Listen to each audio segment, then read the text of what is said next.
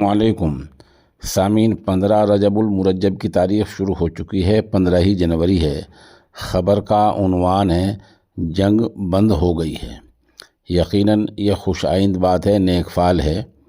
एक अच्छी ख़बर है कि कई महीने से जारी इसराइल और फ़िलिस्तीन के दरमियान जंग आज बंद हो गई है और बिल्कुल जो मुफ़ाहमत है, जो बाहमी समझौता है, वो मुकम्मल आपस में हो गया है। बस अभी दफ्तरी तौर पर, सरकारी तौर पर इसका ऐलान होना बाकी है। शर्तें क्या हैं इस बारे में अभी कयास आ रहा ही है। सही पता तो और सही वजाहत तो तभी हो पाएगी जब दोनों ममालिक बाज़ाब्ता इसका ऐलान करेंगे। वो गालिबन ऐलान कल हो जाएगा। बाकी मोटी सी बात यह है कि शुरू में इजराइल के 30 या 35 यरगुमाली छोड़े जाएंगे तो उनके बदले में, उनके इवज़ में सैकड़ों फ़लस्तीनियों को भी रहा किया जाएगा।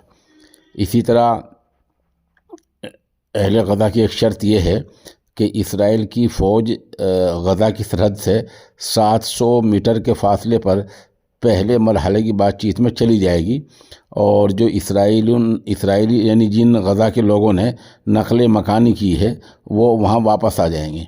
ऐसी शर्तें, ऐसी तफसीलात अभी सामने आई हैं और उधर मिस्टर ट्रंप जो अमेरिका के नौमुंतखब सदर हैं और जो 20 जनवरी को चार्ज लेने वाले हैं, इख्तिदार संभालने वाले हैं, यकीनन ये उनकी कोशिशों का सबब है और उनकी कोशिशें इसमें सबसे मुफीद और मुईन साबित हो रही हैं। वरना अमेरिका के पहले सदर जो बाइडेन ने जिस तरह हटलर पने का मुजाहरा किया, तारीख़ उनको हमेशा एक सियाह बाब के तौर पर याद रखेगी।